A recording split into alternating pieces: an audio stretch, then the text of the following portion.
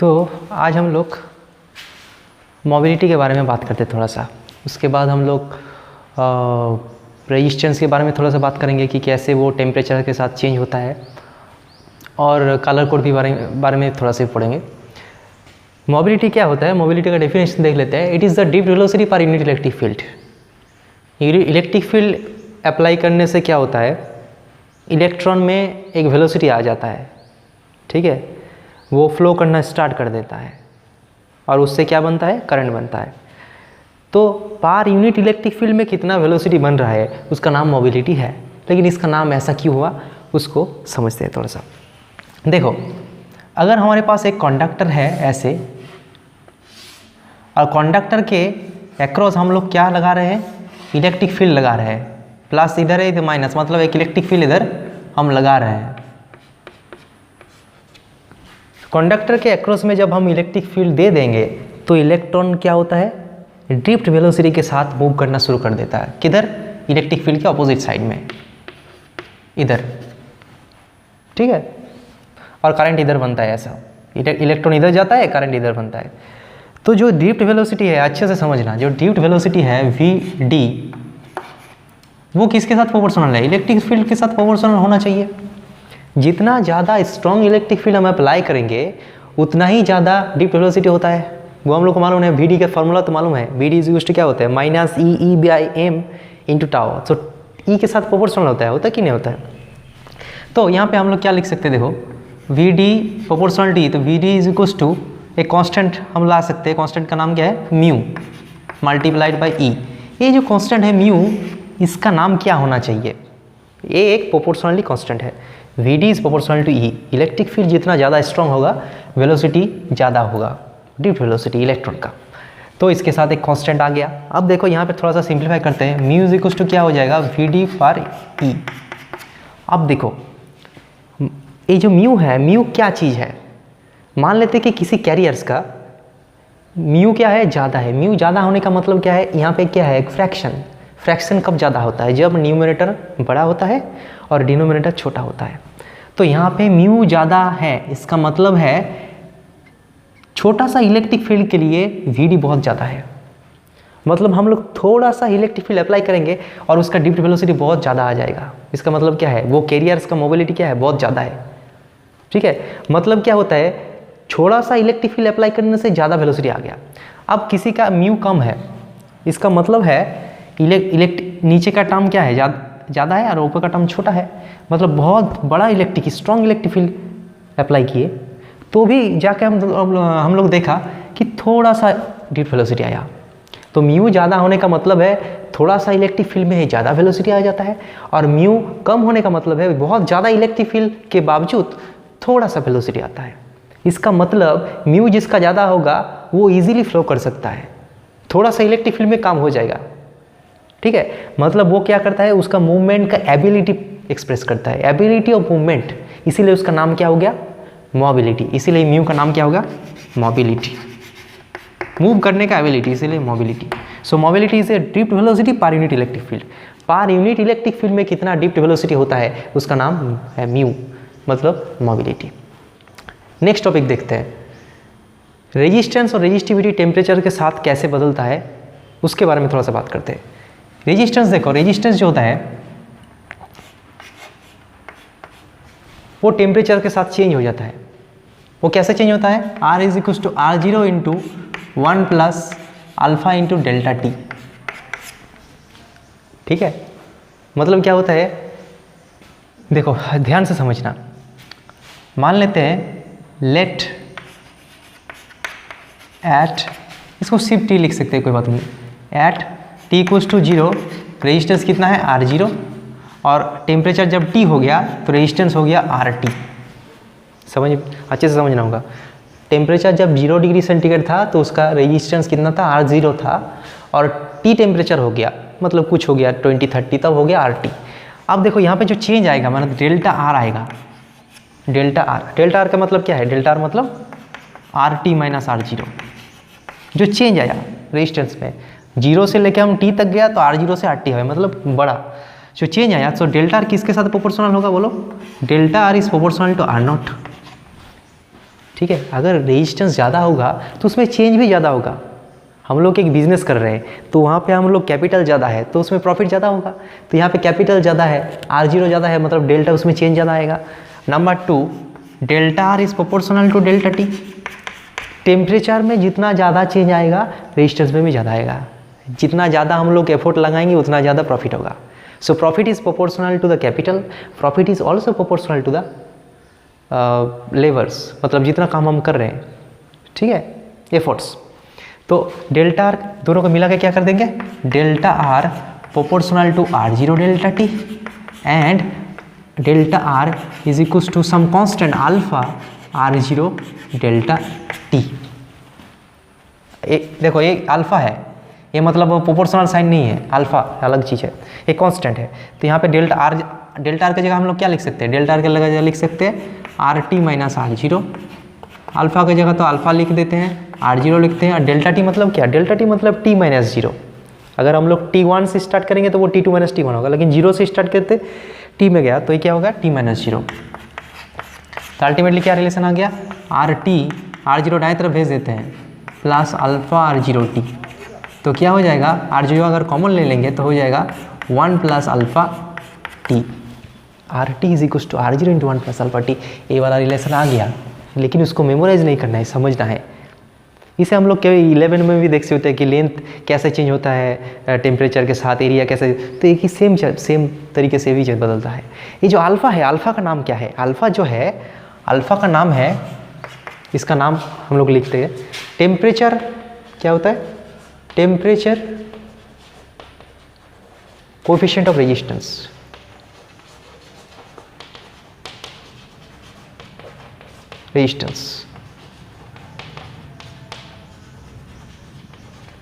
क्या नाम है इसका, temperature coefficient of resistance.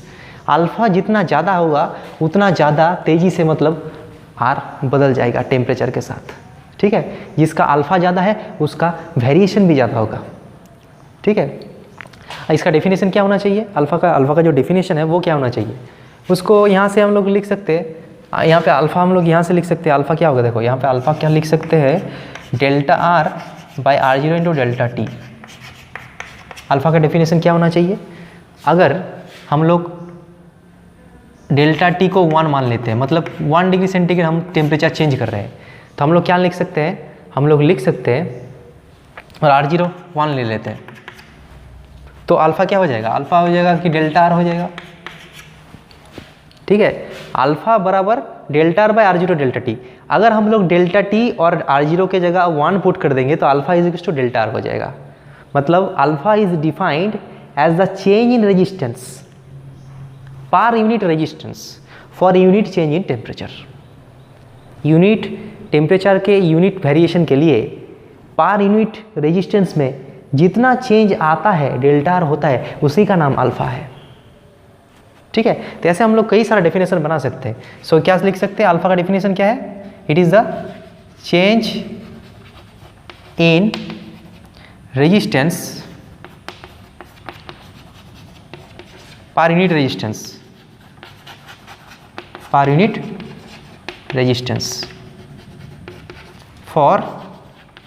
Unit change in temperature.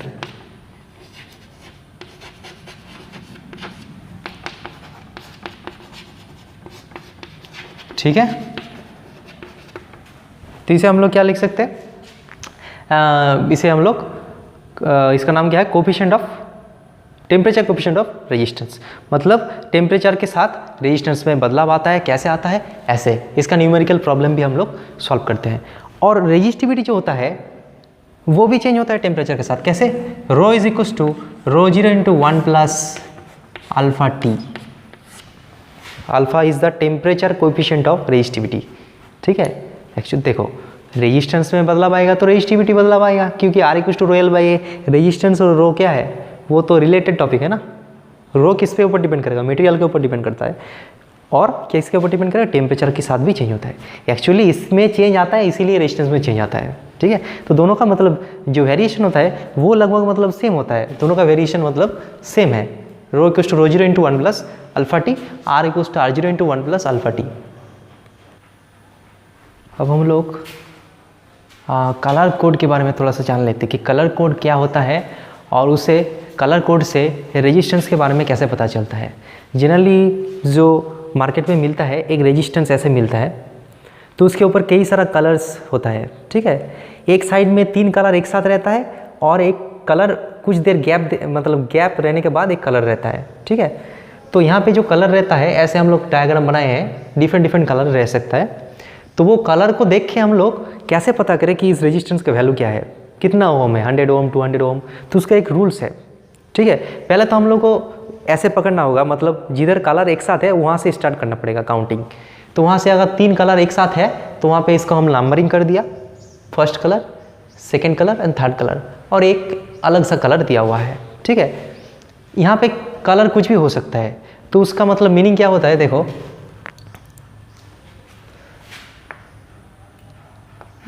पहले क्या होता है कलर,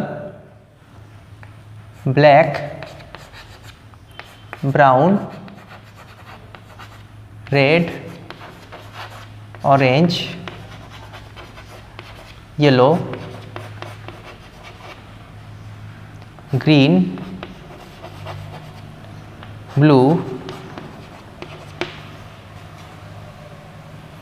वायलेट,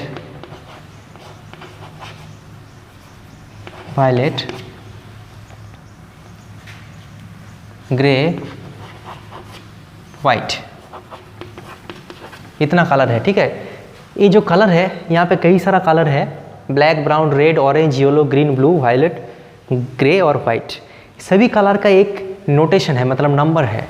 इसका नंबर क्या है, इसका नंबर है 0 से स्टार्ट होता है। इसका नंबर है 1, इसका 2, इसका 3, इसका 4, इसका 5, इसका 6, इसका 7, इसका 8 और इसका 9 नंबरिंग है, ठीक है, 0 से लेके 9 तक। लेकिन इसको याद कैसे रखें, मतलब black, brown, red, orange, yellow, green का कितना है, ऐसा याद हम लोग नहीं रख सकते ना। तो इसके लिए एक फार्मूला है। क्या फार्मूला है, इसका जो पहला लेटर है इसको फोकस करते हैं, ये वाला पहला लेटर BROYGBVGW। इसको हम लोग शॉर्टकट में क्या लिख सकते हैं, इसको लिखने का एक तरीका है, क्या है, BB Roy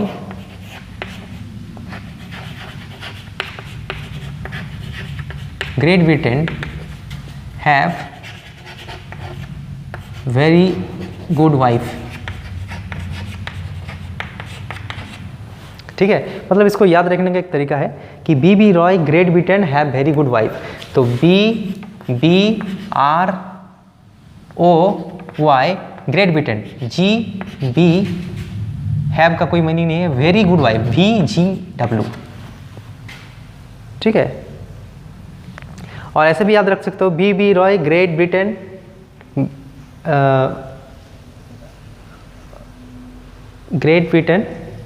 very good wicket keeper, ऐसे भी लिख सकते हो, कुछ भी लिख सकते हो, ठीक है।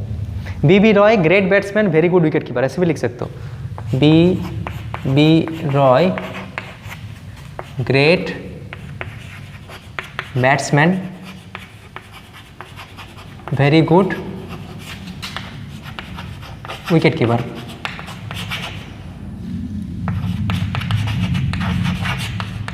कुछ भी मतलब याद रखने के लिए होता है, ठीक है। अब देखो इसमें कलर क्या होता है, इसमें 2 कलर होता है, इसमें 2 कलर होता है।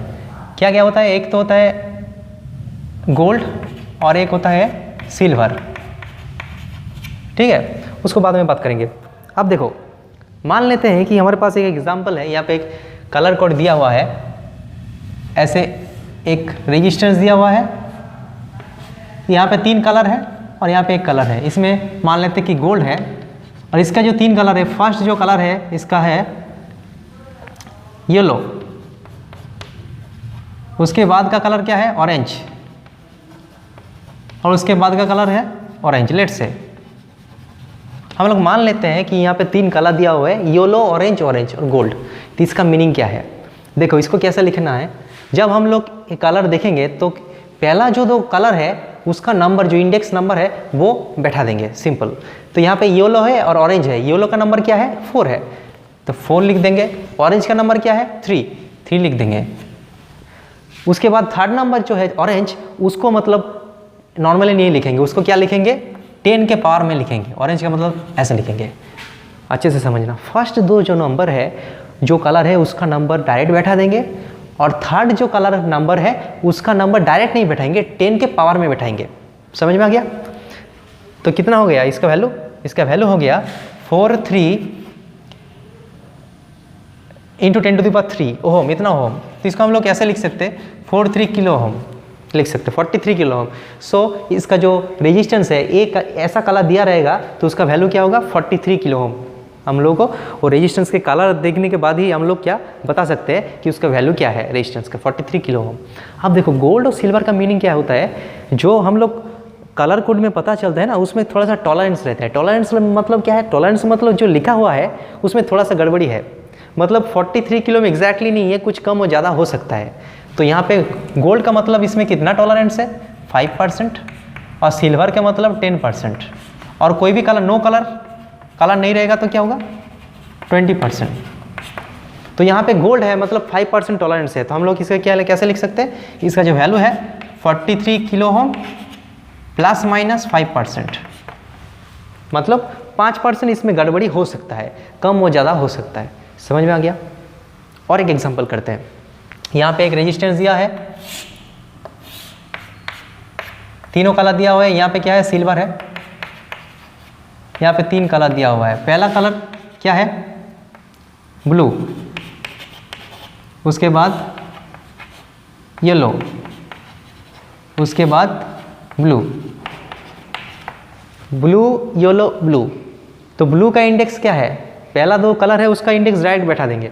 तो ब्लू क्या है? ब्लू और येलो, ब्लू 6 है और येलो क्या है? 4 है। तो 6 और 4, तो 6 लिखेंगे और 4 लिखेंगे। और उसके बाद थर्ड नंबर कलर क्या है? ब्लू, उसका इंडेक्स क्या है? 6 है, लेकिन वो डायरेक्ट नहीं बैठाएंगे, 10 के पावर में बैठाएंगे, 10 टू द पावर 6। ठीक है, तो इसमें क्या हो जाएगा? 64 इतना ओम। तो इसको हम लोग क्या लिख सकते हैं? 64 मेगा ओम। इसको पता है कि नहीं पता है? 10 टू द पावर 6 मतलब क्या होता है? मेगा। मेगा और मिलियन ओम बोल सकते हैं। यूट्यूब में भी होता है ना, एम के मतलब kilo, 10 to the power 3, M मतलब 10 to the power 6 M ohm. Plus minus कितना टॉलरेंस इसमें रह सकता है? 10%। सिल्वर कलर है, वहाँ का राइट साइड का जो कलर होता है वो सिल्वर है। सिल्वर है मतलब उतना अच्छा नहीं, गोल्ड मतलब अच्छा, तो 5% अच्छा मतलब उसमें कुछ गड़बड़ी कम है, 5% गड़बड़ी है। सिल्वर मतलब 10% गड़बड़ी है, टॉलरेंस बोलते हैं। टॉलरेंस का मतलब होता है कि इसमें कुछ कम ज़्यादा हो सकता है। इसी तरह कई सारा मतलब एग्जाम्पल हो सकते हैं। मान लेते कि यहाँ पे और एक एग्जाम्पल करते हैं। एक रेजिस्टेंस है, 3 कलर है और यहाँ पे 1 कलर है। इसमें गोल्ड है, इसमें 3 कलर है। देखो इसमें है ऑरेंज, सेकेंड वाला कलर है ग्रीन, और उसके बाद कलर है ब्लैक। तो उसको क्या करेंगे? पहला कलर और सेकेंड कलर का इंडेक्स डायरेक्ट लिख देंगे। तो ऑरेंज का कितना है बोलो? 3 है। ग्रीन का कितना है? 5 है।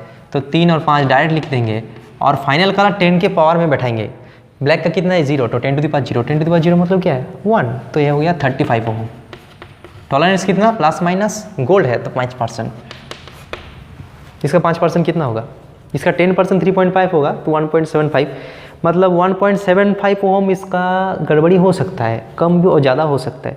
ठीक है, तो इसमें कई सारा मतलब प्रॉब्लम बन सकता है, इसको मतलब प्रैक्टिस करना पड़ेगा। कोई भी कलर दिया रहेगा तो हम लोग कैलकुलेट कर सकते हैं। अच्छा, थोड़ा सा इलेक्ट्रिकल पावर के बारे में बात करते हैं। पहले तो हम लोग को मालूम करना है कि इलेक्ट्रिकल एनर्जी क्या है। ठीक है, तो पावर का मतलब क्या होता है? पावर का मतलब जनरली होता है वर्क डन पर यूनिट टाइम, कितना तेज़ी से वर्क डन कर रहे हैं वही पावर है। तो यहाँ पे हम लोग एक रेजिस्टेंस है, मतलब एक कुछ कंडक्टर में कुछ चीज़ है जिसका रेजिस्टेंस आ रहा है, उसको V वोल्ट पोटेंशियल डिफरेंस वाला एक बैटरी के साथ हम लोग कनेक्ट कर दिया। तो यहाँ पे क्या होगा, हम लोग को मालूम है जूल्स इफेक्ट पहले ही पढ़ चुके हैं कि जब कोई रेजिस्टेंस में I करंट जाएगा तो उसके अंदर कितना हीट डेवलप होगा? I²RT। ठीक है, तो कितना हीट डेवलप होता है? H I²RT होता है। होता है कि नहीं होता है? इतना हीट डेवलप होता है, मतलब हीट एनर्जी डेवलप हो जाता है। मतलब जो इलेक्ट्रिकल एनर्जी है वो रेजिस्टेंस में क्या होता है? हीट एनर्जी में कन्वर्ट हो जाता है। इलेक्ट्रिकल एनर्जी कहाँ से मिल रहा है? ये जो बैटरी है उसके साथ। बैटरी के साथ रेजिस्टेंस, रेजिस्टेंस मतलब क्या हो सकता है, बल्ब, इलेक्ट्रिक बल्ब हो सकते हैं। सपोज एक electrical bulb is connected with the battery, तो वहाँ पे वो रेजिस्टेंस में जाएगा तो उसमें हीट डेवलप होगा। तो जो हीट एनर्जी आई वो कहाँ से आया, वो एनर्जी तो कहाँ से नहीं आ सकता ना, वो किसी का ख़त्म हुआ इसीलिए आया। तो बैटरी जो है उसका एनर्जी ख़त्म हो गया। बैटरी को क्या काम करना पड़ेगा, बैटरी को तो काम करना पड़ेगा ना, बल्ब को जलाने के लिए बैटरी काम कर रहा है, ठीक है। तो जितना काम वो कर रहा है उतना ही एनर्जी उसका क्या हो रहा है, लॉस हो रहा है, और उतना एनर्जी यहाँ पे डेवलप हो रहा है। तो यहाँ पे कितना एनर्जी डेवलप हो रहा है, यहाँ पे जितना एनर्जी डेवलप हो रहा है दैट इज़ बेसिकली, इसको हम लोग क्या लिख सकते हैं, इसको लिख सकते हैं कि energy developed at R resistance में इतना एनर्जी डेवलप हो रहा है। और you can say energy expend by battery. समझ में आया, जितना एनर्जी यहाँ पे डेवलप हो रहा है उतना ही एनर्जी कौन एक्सपेंड किया, बैटरी ने एक्सपेंड किया। तो और हम लोग इसके और भी बोल सकते हैं work done by the battery.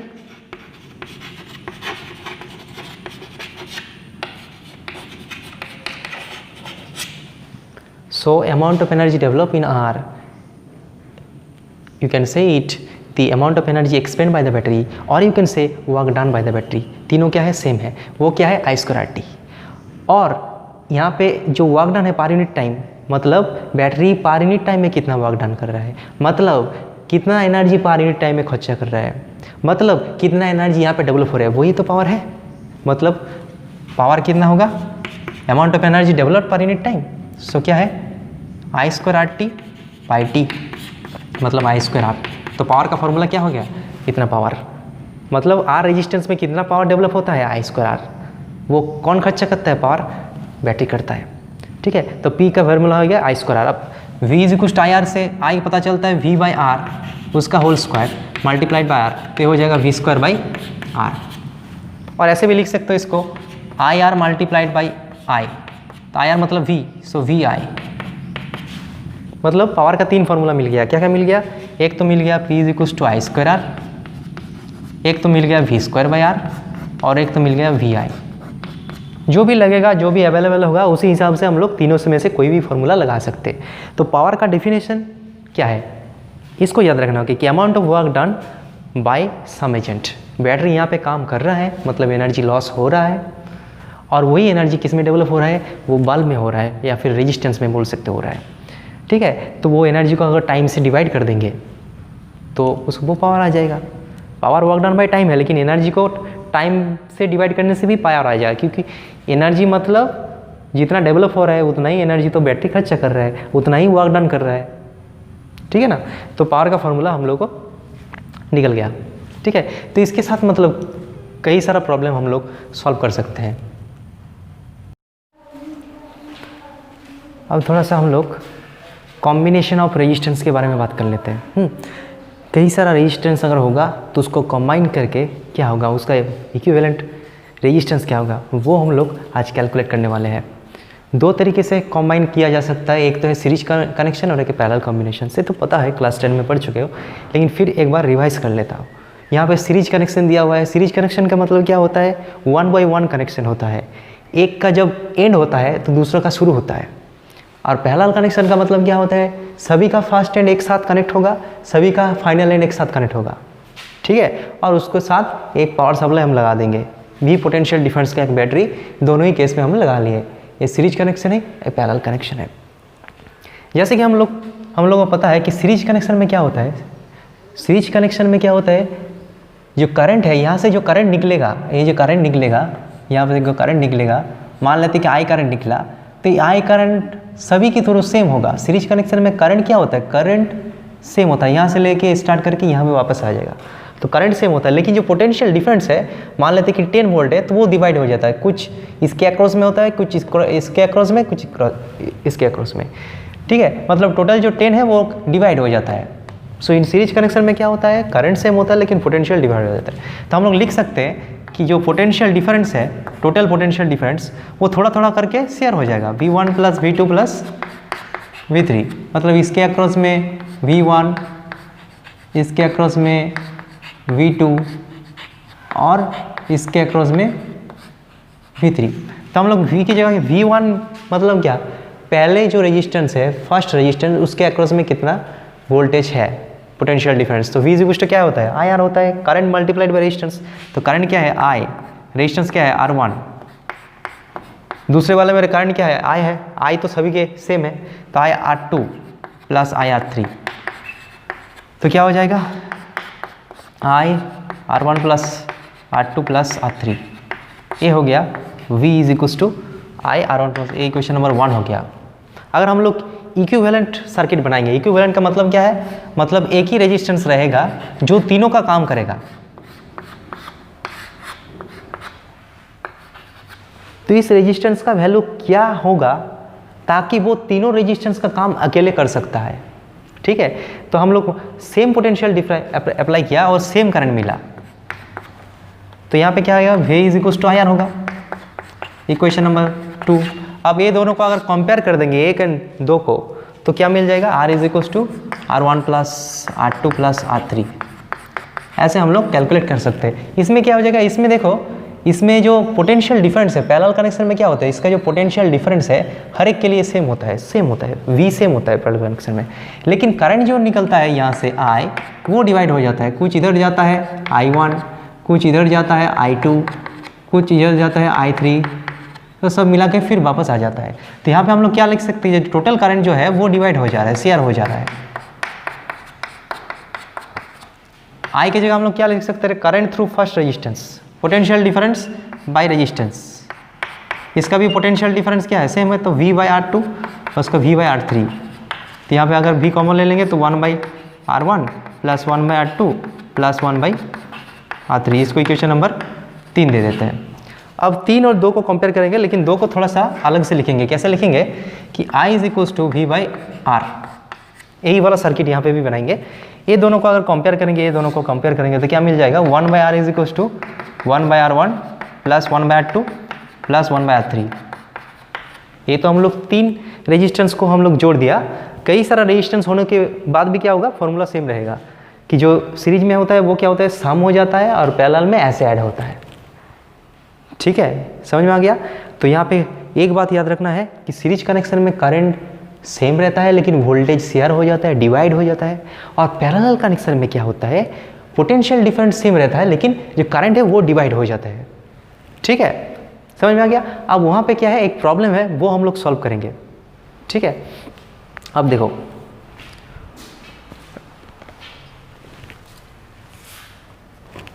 इसको मोज देते हैं।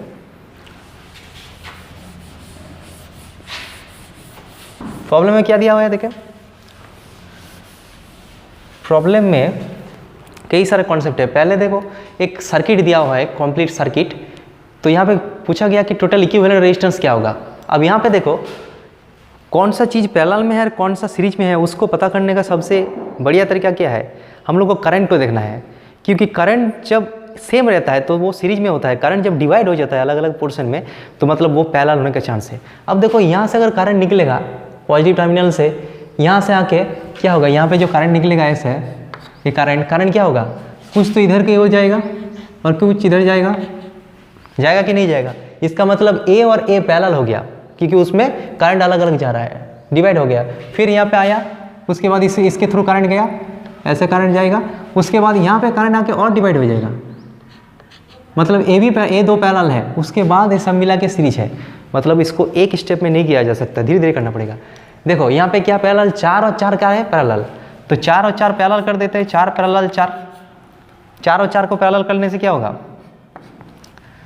4 × 4, ऐसे नहीं करना चाहिए, ऐसे कर सकते हैं हम लोग। R equivalent equals to 1/4 plus 1/4, तो क्या हो जाएगा 2/4, मतलब 1/2, मतलब R हो जाएगा 2। मतलब 4 और 4 पैरेलल है, दोनों मिला के क्या बनेगा, 2 बनेगा। 12 और 6 मिला के क्या बनेगा, उसका इक्विवेलेंट बना लेते हैं।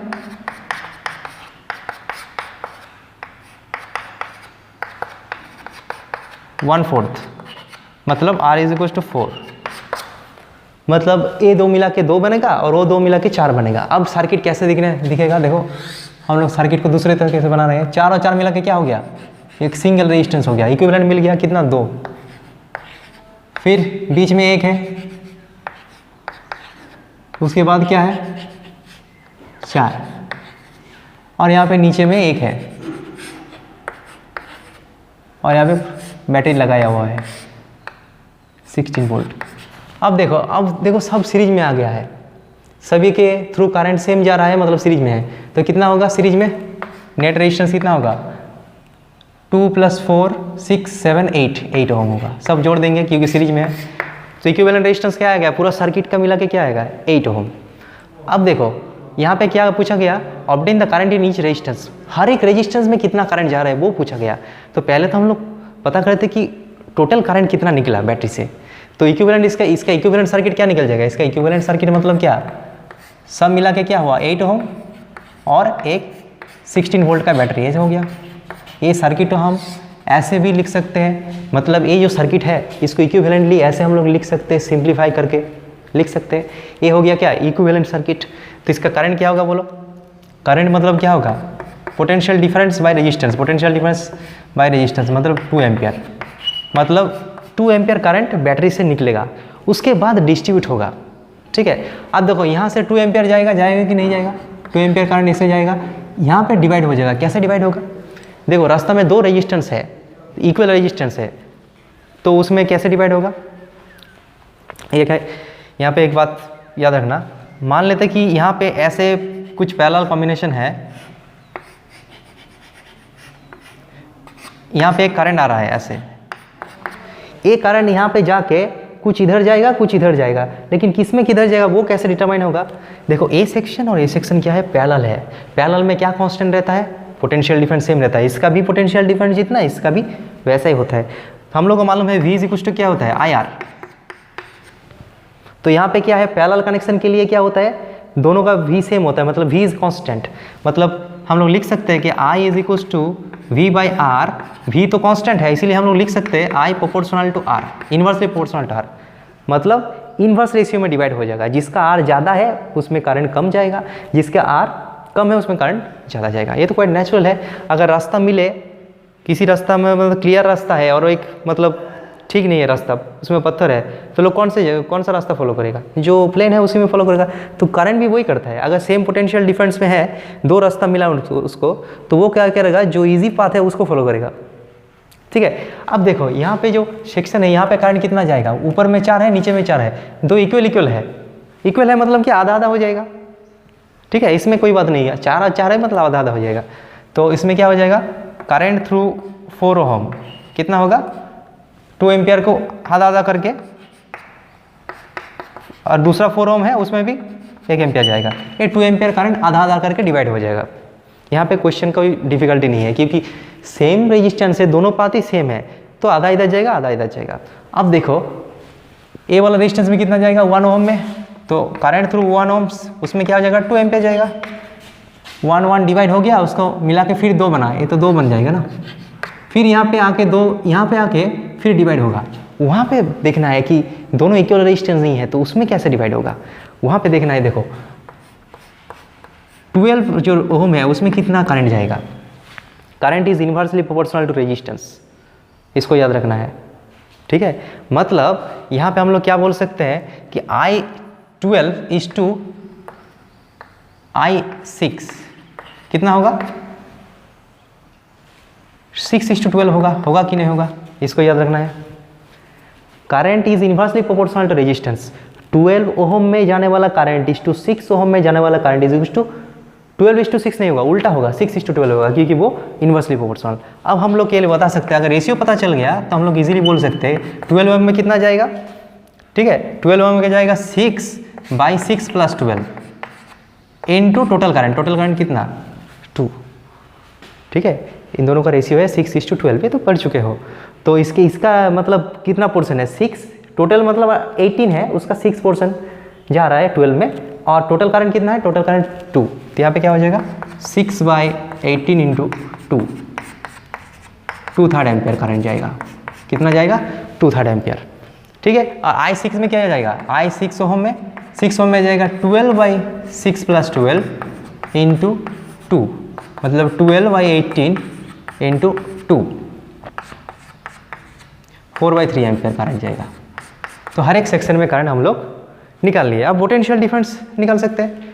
पोटेंशियल डिफरेंस कैसे निकालेंगे? पोटेंशियल डिफरेंस देखो, पोटेंशियल डिफरेंस इसके भी ए बी चाहिए। ए बी के अक्रॉस पोटेंशियल डिफरेंस कितना चाहिए? देखो ए बी के अक्रॉस मतलब किसी में भी निकाल लो, 4 और 4 दोनों 4 है, किसी में भी निकाल लो क्योंकि दोनों का सेम होता है। तो बी ए बी कितना होगा? बी ए बी होगा, बी ए बी कितना होगा? Current through 4 ohm multiplied by 4। 4 ohm में कितना करंट जा रहा है? 1 ओम, 4 वोल्ट होगा। ठीक है। बी बी सी कितना होगा? इसके अक्रॉस कितना पोटेंशियल डिफरेंस है? V equals to R. I कितना जा रहा है? 2। आर कितना है? 1 और 2 ohm, sorry 2 volt. V C D में कितना होगा? उस सी डी के अक्रॉस में मतलब किसी भी, मतलब हम लोग इसका भी अक्रॉस में निकाल सकते हैं, इसका भी निकाल सकते हैं, दोनों की बात सेम है, सेम है। तो हम लोग 12 में निकालते हैं। तो 12 रेजिस्टेंस और करंट कितना? 12 में करंट कितना गया? 2/3, मतलब 8 वोल्ट। 8 वोल्ट पोटेंशियल डिफरेंस होगा। अब 6 ओम में निकालने की जरूरत नहीं है क्योंकि 12 और 6 में क्या होता है? सेम होता है, करके देख लेना। ठीक है। तो ऐसे हम लोग किसी भी कॉम्प्लेक्स सर्किट को सिंप्लीफाई करके पहले उसके इक्विवेलेंट रेजिस्टेंस निकालेंगे, सोर्स करंट निकालेंगे, उसके बाद डिफरेंट सेक्शन में करंट हम निकाल सकते हैं। एक बात याद रखना है कि करंट जो होता है वो इन्वर्स रेशियो में डिवाइड हो जाता है। समझ में आया ना? कि ये वाला जो हम लोग बोल रहे थे ना कि ये रेजिस्टेंस R1 होगा और ये रेजिस्टेंस R2 होगा, तो यहाँ पे क्या होगा कि जो I1 है, मतलब यहाँ पे I1 जा रहा है, I1:I2, वो क्या होगा? वो R1:R2 नहीं होगा, उल्टा हो जाएगा, R2:R1। ओके। तो यहाँ पे I1 क्या होगा? I1 होगा टोटल करंट का कुछ फ्रैक्शन, मतलब R2/R1 + R2। और I2 क्या हो जाएगा? I2 हो जाएगा I×R1/R1 + R2। ठीक है। तो ऐसे हम लोग क्या कर सकते हैं? किसी भी सेक्शन में करंट का वैल्यू निकाल सकते हैं।